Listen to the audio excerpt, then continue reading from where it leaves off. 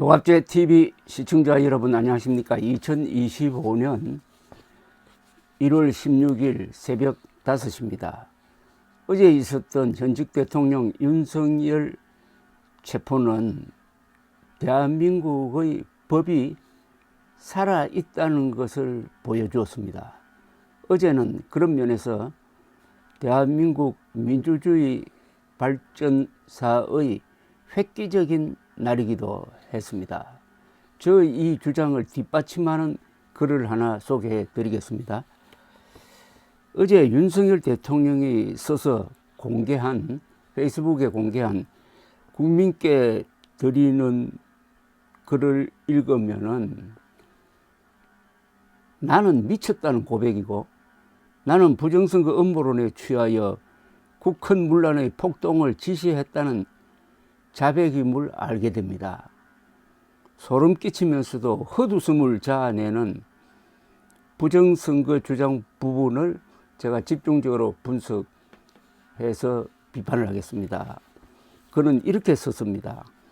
어떤 정치 세력이라도 유권자의 눈치를 보게 되어 있어 무도한 폐악을 계속하긴 어렵지만은 선거 조작으로 언제든 국회 의석을 계획한 대로 차지할 수 있다든가 행정권을 접수할 수 있다고 자신한다면 못할 일이 뭐가 있겠습니까? 우리나라 선거에서 부정선거의 증거는 너무나 많습니다. 이게 바로 미쳤다는 증거고, 윤석열 씨는 사실은 감옥보다 병원에 먼저 가야 된다는 저의 과거 주장이 옳았다는 것을 증명합니다. 윤 대통령은 현재의 국회를 지난 4월의 부정선거로 당선된 의원들이 점거한 불법기관 정도로 생각하고 있다는 고백입니다. 지난 총선이 부정선거였다는 증거는 하나도 없는데도 너무나 많다고 생각하는 이들은 음모론자들 중에서도 소수인데, 대한민국 대통령이 이런 망상에 사로잡혀가지고 비상계엄령을 폈다는 이야기입니다. 이 글은 그러니 헌법재판소에 나를 파면하라고 호소하는 꼴이고, 탄핵 심리에서 결정적으로 불리하게 작용할 것이고, 형사재판에서도 마찬가지입니다. 그는 또 이렇게 썼습니다. 이를 가능하게 하는 선관위의 엉터리 시스템도 다 드러났습니다. 특정인을 지목해서 부정선거를 처벌할 증거가 부족하다 하여 부정선거를 음모론으로 일축할 수 없습니다. 칼에 찔려 사망한 시신이 다수 발견됐는데 살인범을 특정하지 못했다 하여 살인사건이 없었고 정상적인 자연사라고 우길 수 없는 것입니다. 정상적인 법치국가라면 수사기관에 적극 수사 의뢰하고 모두 협력하여 범인을 찾아야 하는 것입니다. 그런데 본인은 왜 대통령인데 수사기관에 부정선거 조사하라는 지시를 한 번도 내린 적이 없습니까? 정상인들이 음모론자들을 공박할 때 하는 비아냥이 있습니다. 그러지 말고 누가 했는지 제발 한 사람이라도 찍어보라는 데 대한 변명입니다. 윤 대통령의 화법에서 공통적으로 발견되는 것은 극단적인 과장입니다. 과장이 지나치면 거짓말이 되는 경우입니다. 한국 선관위의 실적은 1963년에 업무를 개시한 이후 한 번도 조직적 부정선거에 연루된 적이 없어가지고 국제사회에서 한국 선거의 공정성이 공인되고 있는 것으로 증명이 됩니다. 이코노미스트 등 외국의 조사기관이 한국의 민주주의를 서유럽 정도의 선진국 수준으로 분류하는 이유도 공정한 선거 관리에 대한 신뢰 덕분입니다. 그러한 금자탑에 윤석열은 엉터리 시스템이라고 침을 뱉었습니다. 한국은행장이 기자들 앞에서 한국 금융기관이 발표하는 통계는 다 엉터리다고 선언해가지고 경제 위기를 일으키는 식의 자해입니다. 칼에 찔려 사망한 시신이라는 괴기한 비유는 그의 망상이 주술적 집착의 경지에 이르렀음을 보여주는데, 아마도 부정선거로 당선된 국회의원을 상징하는 듯합니다. 그런 의원들이 많이 있다는 뜻인데 이 전제부터 틀렸습니다. 많이 있다면은 그러니까 부정선거로 당선된 민주당 국회의원들이 많이 있다면은 지난해 총선에서 부정선거로 낙선한 국민의힘 후보들이 들고 일어나야 할 터인데 한 사람도 없습니다. 부정선거 음모론의 가장 큰 논리적 약점은 부정선거 피해자라는 국민의힘 낙선자들 중 민경욱 한 사람만 빼고는 다 조용히 있다는 현상입니다. 진 팀의 야구 선수들은 가만히 있는데 일단의 관중이 부정으로 졌다면서, 심판 부정으로 졌다면서 운동장에 난입해가지고 심판을 때리고 소란을 피우니 야구팀 소속 회사의 대표가 옳소 하고 박수를 치고 있는 꼴입니다. 그는 또 이렇게 썼습니다. 선거소송의 투표함 검표에서 엄청난 가짜 투표지가 발견되었고 선관위의 전산 시스템이 해킹과 조작의 무방비이고 정상적인 국가기관 전산 시스템의 기준에 현격히 미달한데도 이를 시정하려는 어떠한 노력도 하지 않을 뿐 아니라 발표된 투표자 수와 실제 투표자 수의 일치 여부에 대한 검증과 확인을 거부한다면 총체적인 부정선거 시스템이 가동된 것입니다. 이 문장에서 윤석열 대통령은 나는 심각한 인지부조화의 정신질환을 앓고 있다는 자백을 하고 있는 셈입니다. 통상적인 부정선거 음모론자들보다 더 악성입니다. 음모론자들도 가짜 투표지의 가능성 정도를 이야기하지 윤석열처럼 사실이라고 단정하지는 않습니다. 여기서 윤 대통령은 수많은 거짓말을 사실로 지금 단정하고 있습니다. 이게 끔찍하죠. 그럴 수도 있다가 아니라 사실이라는 겁니다. 거짓이 사실이라고 강변하고 있습니다. 이 대목에 이르면은 윤 대통령이 국군 통수권자로서 계속 재직하여 안보 관련 상황을 이렇게 오판했더라면은 전쟁도 일으킬 수 있었을 것이라고 전율하게 됩니다.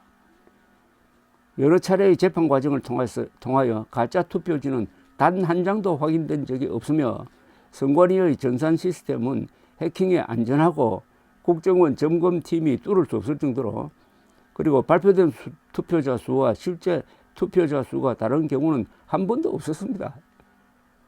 선관위가 음모론자 말고 법원의 정당한 재검표 요구를 한 번이라도 거부한 적이 있습니까? 대통령이 세계 최고 수준의 자기 나라 선관위를 총체적인 부정선거 시스템이라고 매도한다면 미쳤다고밖에 표현할 길이 없는 겁니다. 그는 또 이렇게 썼습니다. 이는 국민의 주권을 도둑질하는 행위이고 자유민주주의를 붕괴시키는 행위입니다. 자유민주주의와 법치주의를 지향하는 정상적인 국가라면 선거소송에서 이를 발견한 대법관과 선관위가 수사 의뢰하고 수사에 적극 협력하여 이런 불법 선거 행위가 일어났는지 철저히 확인해야 하는 것입니다.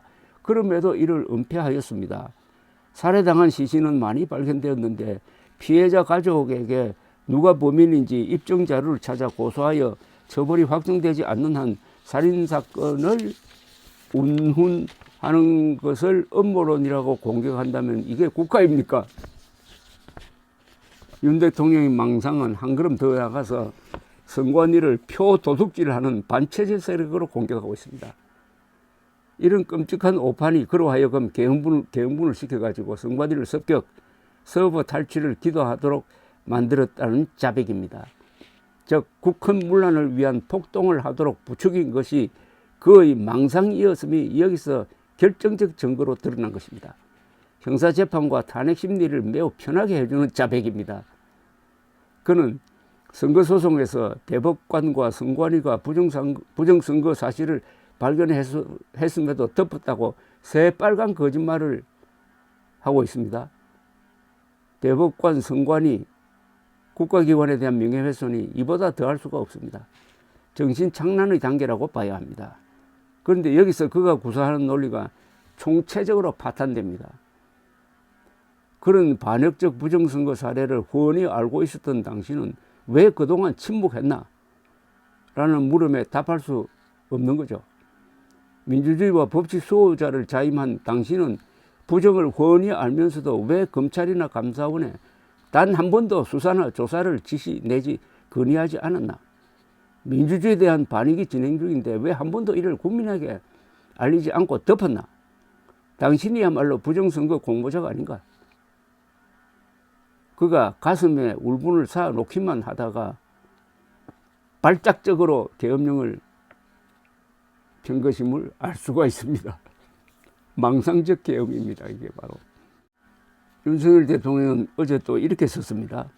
디지털 시스템과 가짜 투표지 투입 등으로 이루어지는 부정선거 시스템은 한 국가의 경험 없는 정치 세력이 혼자 독자적으로 시도하고 추진할 수 있는 일이 아닙니다. 잘못하다가 적발되면 정치 세력이 붕괴될 수 있습니다.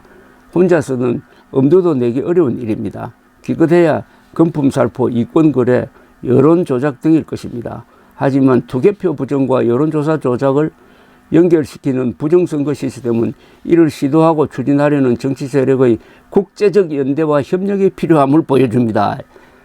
이야, 여기서부터 이제 상상의 나래가 스케일이 커집니다.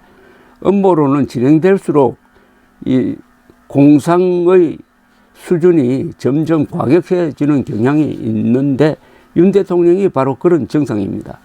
있지도 않은 한국의 부정선거가 있지도 않은 국제적 음모로 이루어졌다는 망상이 대외적으로 한국을 대표하는 국가 원수 입에서 쏟아져 나온 겁니다. 여기서부터 그는 국제적 컬트 그룹의 수괴가 되고 국제적 망신을 자초하고 있습니다. 그런데 윤 대통령은 친절하게도 자신이 국제적 스케일로 커진 음모론 망상에 사로잡혀서 공상을 하다가 드디어 비상계엄령을 선포, 선관위와 선관위 고위직 및 여론조사소를 계엄군의 주된 공격 표적으로 삼았음을 알려주고 있습니다. 점점 국헌문란의 폭동 동기를 구체적으로 잡아가고 있는 것입니다. 중국과 북한을 부정선거 배후 세력으로 몰려는 의도도 느껴집니다. 그럼 또 여기에 이렇게 썼습니다. 투개표 부정선거 시스템은 특정 정치 세력이 장악한 여론조사 시스템과 선관위의 확인 거부 및 은폐로 구성되는 것입니다. 살인범을 특정하지 못해서 살인사건을 음모론이라고 우기는 여론 조성 역시 투개표 부정선거 시스템의 한 축을 구성합니다. 국민 여러분께서 아시는 바와 같이 이게 우리나라 현실이라면 지금 이 상황이 위기입니까? 정상입니까? 이 상황이 전시사변에 준하는 국가 비상사태입니까?